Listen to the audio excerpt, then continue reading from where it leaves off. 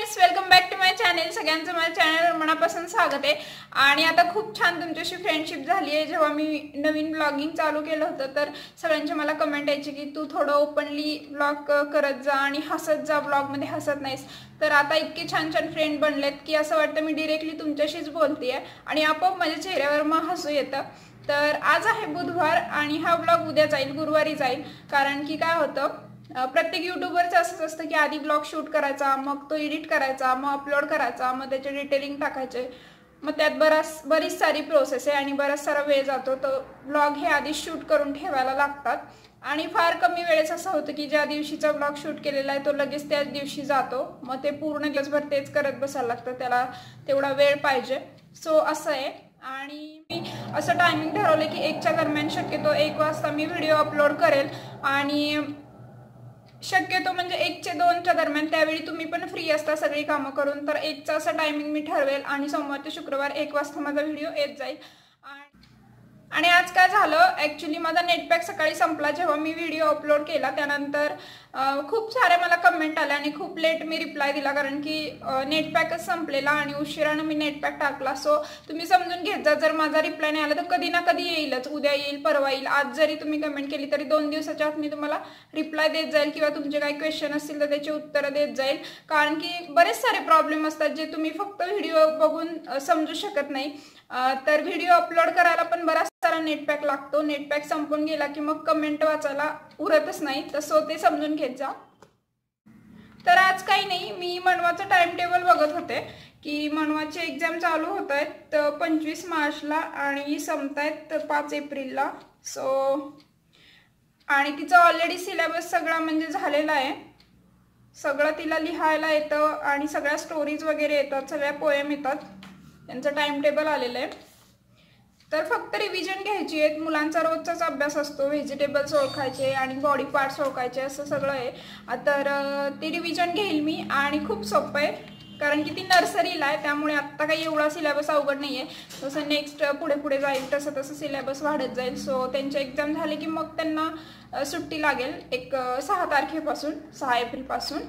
तर चला आता मी जाते किचनमध्ये, आधी स्वयंपाक करून घेते आणि मग मला बनवायचं आहे तूप। तर तूप मी कसं बनवते ते मी आज तुमच्यासोबत शेअर करणार आहे। मी दही कसं जमा करते ते सांगते तुम्हाला। थोडंसं मुरवण आणायचं किंवा विकतचं जो दह्याचं पॅकेट मिळतं ते, पण त्याचं एवढं छान नाही लागत। सो साईचं जे मुरवण असतं ते तुम्ही घेऊ शकता। तर हे मी आईंकडून आणलेलं थोडंसं मुरवण आणि त्याचं दही लावते। आणि रोज जी दुधावर साय, आता हे शिळं दूध आहे तर शिळ्या दुधावर जी साय शिल्लक राहते ती रोज जमा करायची अशी एका भांड्यामध्ये आणि 8 ते 10 दिवस मी असंच ते जमा करते आणि याच्यात जे मुरवण आहे ते लावून ठेवायचं, म्हणजे ह्याचं दही तयार होतं। आणि रोज मी हे फ्रीजमध्ये ठेवते, बाहेर ठेवत नाही, नाही तर हे खूप आंबट पण होतं आणि खराब होतं। सो हे फ्रीजमध्ये ठेवायचं आणि ज्या दिवशी हे भांडं भरतं पूर्ण तर त्या दिवशी मी बाहेर काढून ठेवते 1 दिवसभर, म्हणजे त्याचं चांगलं दही तयार होतं आणि मग मस्त असं लोणी निघतं। तर जी प्रोसेस आहे लोणी काढायची आणि तूप बनवायची ती मी तुमच्यासोबत आज शेअर करते। तर चला दाखवते तुम्हाला।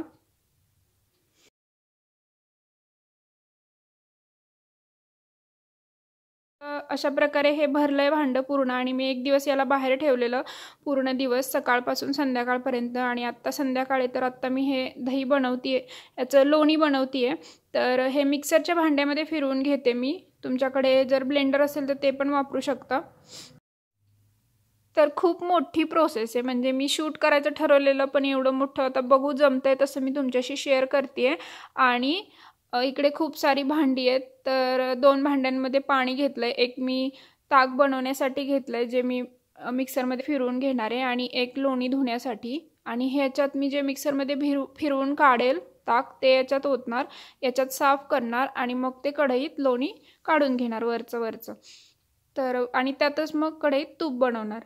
तर दाखवते मी आता तुम्हाला। आणि एक नॅपकिन घेतलंय मी इकडे हात पुसण्यासाठी।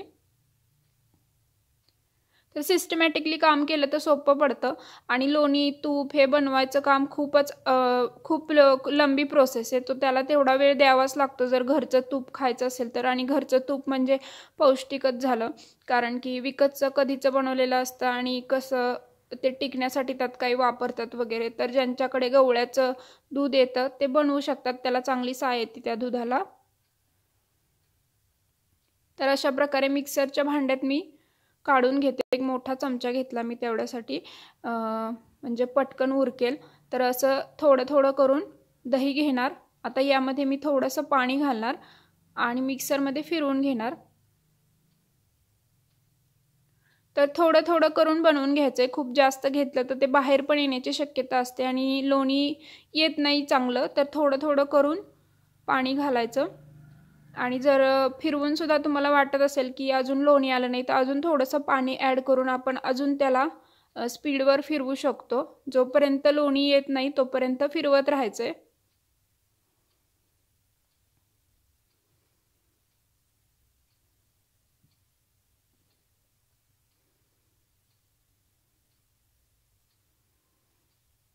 तर मी तुम्हाला दाखवते की कशा प्रकारे लोणी आले ते।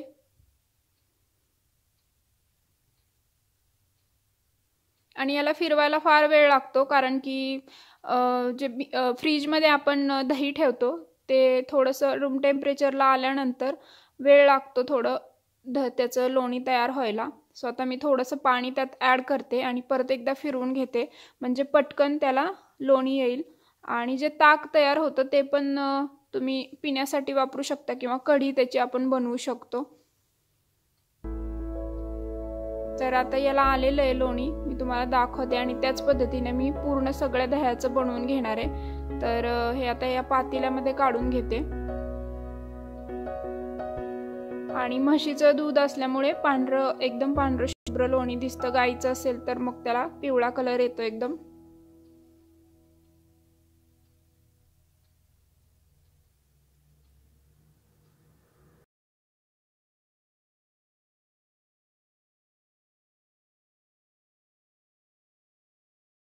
प्रकारे आता हे जे पातेलं घेतले त्यामध्ये हे काढून घेते आणि मग पातेल्यातलं वरचं लोणी काढून आपण ते ह्या स्वच्छ पाण्यामध्ये धुवून मग कढईत घालणार आहोत। तर आधी दही आहे त्याचं पहिले मी बनवून घेते, मिक्सरमध्ये फिरवून घेते आणि मग एकदमच लोणी काढून ते धुवून घेईल। तर प्रोसेस बघितल्यानंतर तुमच्या लक्षात येईल कारण की हे एक्सप्लेन करायचं पण खूप अवघड आहे, बनवतानाच एवढं अवघड जातं, खूप वेळ लागतो। सो माझ्या पद्धतीने मी तुम्हाला एक्सप्लेन केलं, आय थिंक तुम्हाला लक्षात आलंच असेल। आणि कोण कोण घरच्या घरी तूप बनवतो त्यांनी मला नक्की कमेंट करा खाली। आणि तुमच्याकडे गाईचं तूप खाल्ल्या जात असेल तर ते खूपच चांगले, कारण की इकडे मिळत नाही ॲक्च्युली गाईचं दूध, त्यामुळे। नाहीतर गाईचं पिशवीतलं जे दूध असतं त्याला काही साय वगैरे येत नाही, मग गवळ्याकडचं जे असतं त्यालाच साय येते चांगली, त्यामुळे मी म्हशीचंच दूध वापरते। आणि मनवा जेव्हा लहान होती तेव्हा आम्ही आणायचो गाईचं। सो आत्ता काही एवढं मिळत नाही गाईचं दूध, तेव्हा आम्ही भोरला राहायचो तिकडे मिळायचं। सो आता असंच मी सगळं बनवून घेते आणि मग तुम्हाला नंतर दाखवते की कशा पद्धतीने लोणी हे साफ करून घ्यायचे।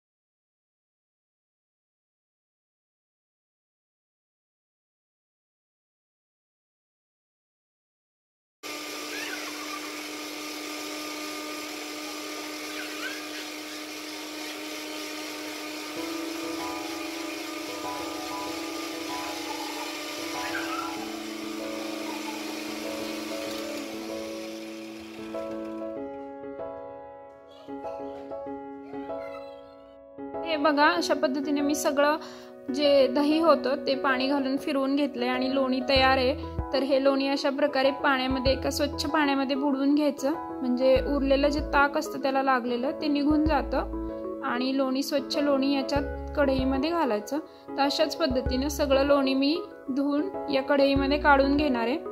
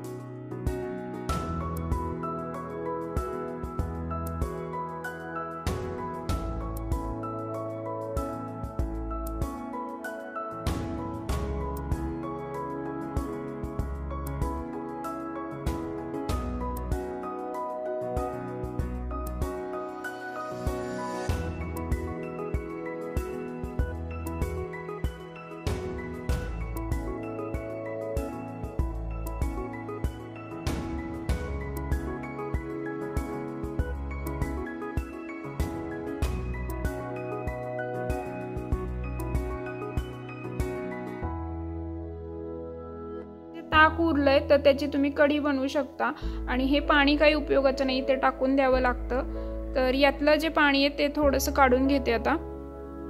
याच्या कडेला जे पाणी आले ते असं काढून घ्यायचं आणि आता मी ते गॅसवर ठेवणार आहे मीडियम आचेवर।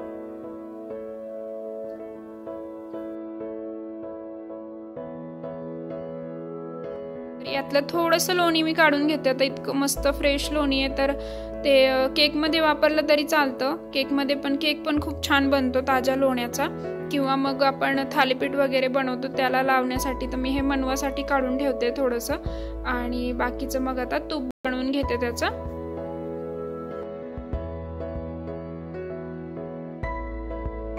हे बनायला खूप वेळ लागतो, जवळजवळ अर्धा तास तरी लागेल पूर्ण त्याचं तूप तयार व्हायला। तोपर्यंत बाकीची कामं होतात आणि असंच ठेवून द्यायचं, ते होत राहतं। आणि एवढं लक्षात घ्या की तूप जेव्हा बनवायला आपण ठेवतो ना, तर सुरुवातीला लोणी फसफस करून वरती येतं, मग ते सांडण्याची शक्यता असते। तर त्यासाठी अशा पद्धतीने तुम्ही झारा जर मधल्या बाजूला ठेवला तर मधून वाफ निघते, मग ओतू जात नाही कढईतलं जे तूप असतं ते। तर अशा पद्धतीने चमचा ठेवायचा कायम, म्हणजे जास्त लक्ष द्यायला लागत नाही। आणि आता याला एक 20 मिनिटं लागतील अजून, मग चांगलं लालसर झाल्यानंतर गॅस बंद करायचा।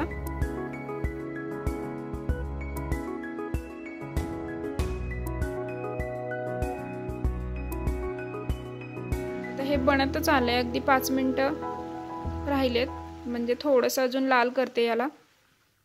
हे तूप तयार झाले, मी गॅस बंद केलाय आणि पूर्ण लालसर होऊस्तोपर्यंत मी याला बनवून घेते। आता हे गाळून घेणार आहे।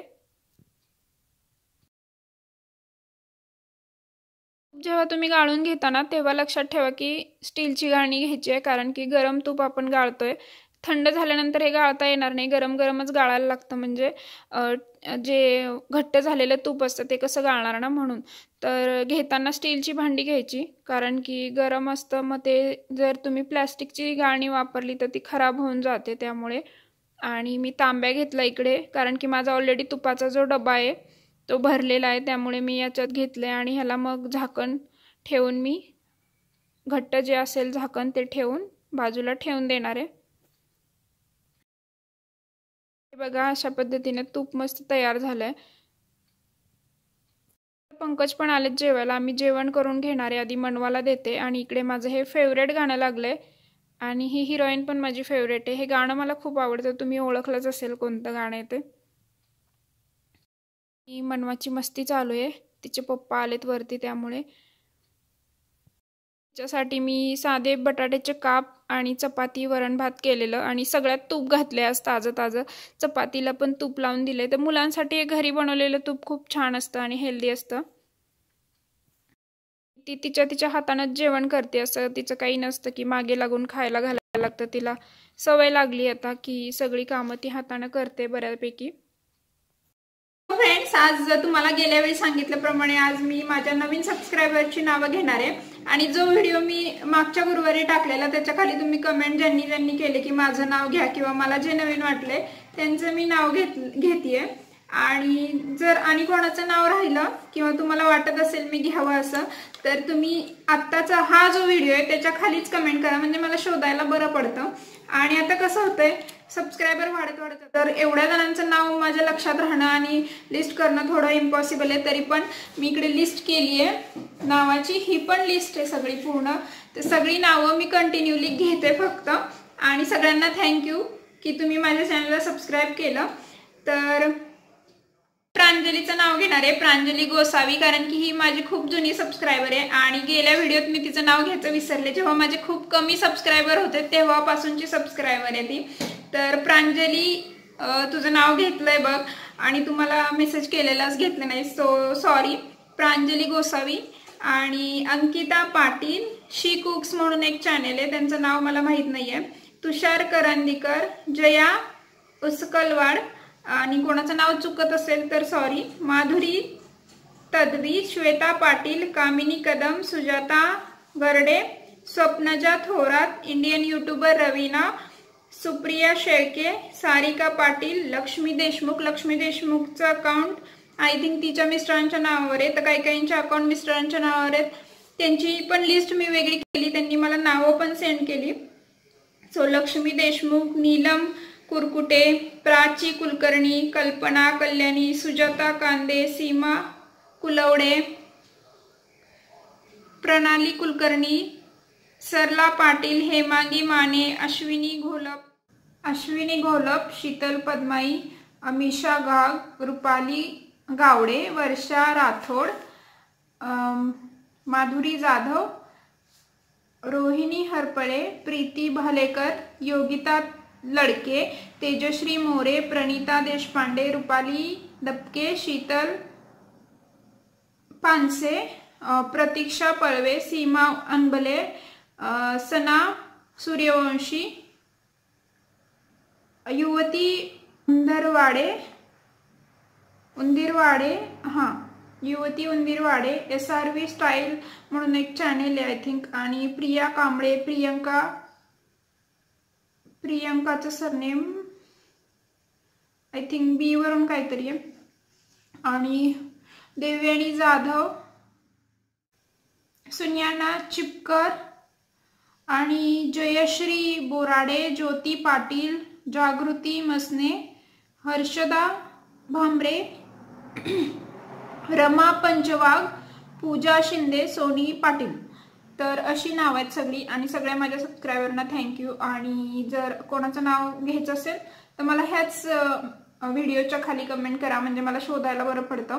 आणि तर आजचा व्लॉग मी आता इकडेच एंड करते, भेटूयात उद्याच्या नवीन व्हिडिओसोबत। तुम्हाला आवडला असेल तर नक्की लाईक करा आणि तोपर्यंत बाय बाय, गुड नाईट।